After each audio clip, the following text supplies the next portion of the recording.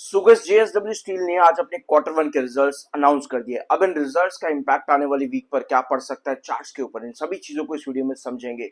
शुरुआत करते हैं इस वीडियो की। पहले हम रिजल्ट्स पर आएंगे, फिर चार्ट्स पर आएंगे। सब्सक्राइब जरूर कर देना। I am an awesome certified.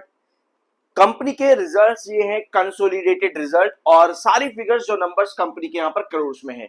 अभी तक आप लोगों ने रिजल्ट्स देख लिए होंगे, लेकिन इन रिजल्ट्स में सबसे बेस्ट पार्ट नंबर्स के अलावा जो है वो एस्टिमेट्स को बीट करना है। सबसे बेस्ट पार्ट है कि कंपनी ने एस्टिमेट्स, जो ब्रोकरेज हाउसेस और मार्केट एक्सपर्ट्स के एस्टिमेट्स आते हैं कि इतना कंपनी को रेवेन्यू देना चाहिए, इतना है एबिटा, इतना प्रॉफिट, वहां पे कंपनी ने एस्टिमेट्स ऑफ प्रॉफिट्स को जो है बीट किया है, जो कि सबसे बेस्ट पार्ट है आज के इस रिजल्ट का। तो शुरुआत करते हैं अब इस रिजल्ट की। रेवेन्यू फ्रॉम ऑपरेशन आया है 47,364 करोड़ का, जो कि पिछले साल था 43,147 करोड़ का। मार्च क्वार्टर में 51,180 करोड़। डेफिनेटली कंपनी का जो रेवेन्यू है वो ईयर ऑन ईयर बेसिस पर बढ़ा है, but quarter on quarter basis पर गिरावट कंपनी के रेवेन्यू पर देखने को मिल रही है। लेकिन रिक्वायर्ड ग्रोथ कितना था? रिक्वायर्ड ग्रोथ था 14.19% का, और कंपनी ने दिया है 9.77% का रेवेन्यू ग्रोथ एनुअल बेसिस पर। दैट मींस कि रेवेन्यू ग्रोथ कंपनी का यहां पर ड्रॉप किया है, तो पहला सेगमेंट कंपनी का वीक हो जाता है। पहला सेगमेंट बहुत ध्यान से सुनना, कंपनी का यहां पर वीक आता है। टोटल इनकम कंपनी की हो जाती है अदर इनकम मिलाने के बाद में 48,088 करोड़ रुपए, जो कि मार्च में थी 51,521 करोड़ रुपए, और पिछले साल थी 43,497 करोड़।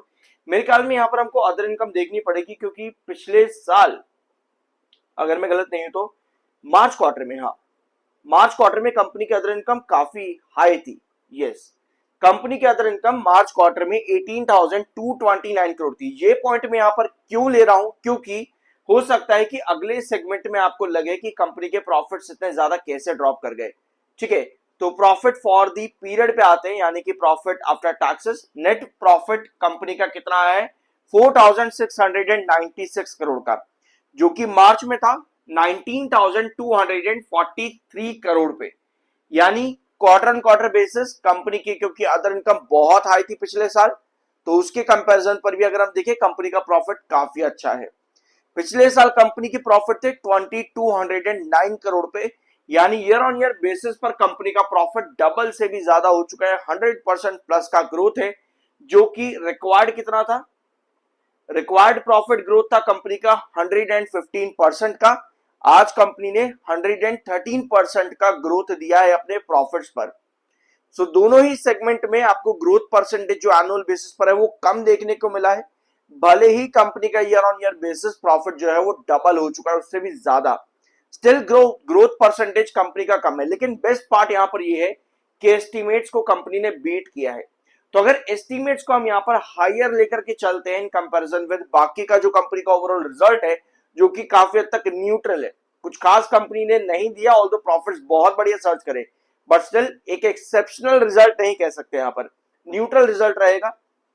चार्ट पर आते हैं, ये है जेएसडब्ल्यू स्टील का चार्ट पैटर्न। यहां पे आपको नजर आएगा कि 7 ईएमए आपका 21 ईएमए के नीचे, जो कि सबसे नेगेटिव पॉइंट आपका होता है 7 ईएमए का 21 ईएमए के नीचे होना। दैट मींस कि आपका जो बहुत क्रूशियल रिजेक्शन है 1242 पर खड़ा है। इसका मतलब यह है कि कोई भी तेजी चलती है अगर ऊपर की तरफ, तो दिन के आखिर में आते आते वो सेलर में ही कन्वर्ट हो रही है 21 ईएमए के नीचे आते हुए। दैट मींस कि चार्ट आपका यहां पर बेरिश है। चार्ट को बुलिश करने के लिए 7 ईएमए को 21 ईएमए के ऊपर लाना पड़ेगा। ये डेली टाइम फ्रेम का चार्ट है। तो दैट मींस कि अगर हम एस्टिमेट्स को ज्यादा लेकर के चलते हैं तो मुझे लगता है कि ये चार्ट काफी अच्छा नजर आ रहा है। 1220 के पास एक क्रूशियल बेस बना हुआ है। हमारे पास लगभग 1260 के पास तक की पोजीशन कहीं ना कहीं देखने को मिल सकती है, सिर्फ एस्टिमेट्स को देखते हुए आने वाले सेशन के अंदर, यानी कि मंडे के दिन में।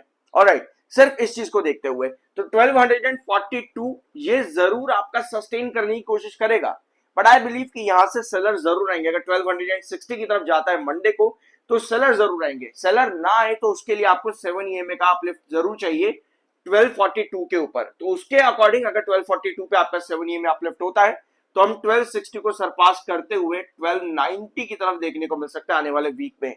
बट 7 ईएमए यहां पर सबसे इंपॉर्टेंट रोल प्ले करेगा, और 1220 पर आपका क्रूशियल बेस है, 200 EMA के ऊपर स्टॉक परफॉर्म कर रहा है।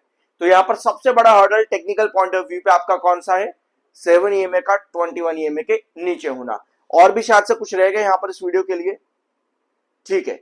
सो इस वीडियो को यहीं खत्म करते हैं। कुछ नया जानने को मिला हो सब्सक्राइब जरूर करना। I am an awesome certified. मिलता अगले वीडियो में।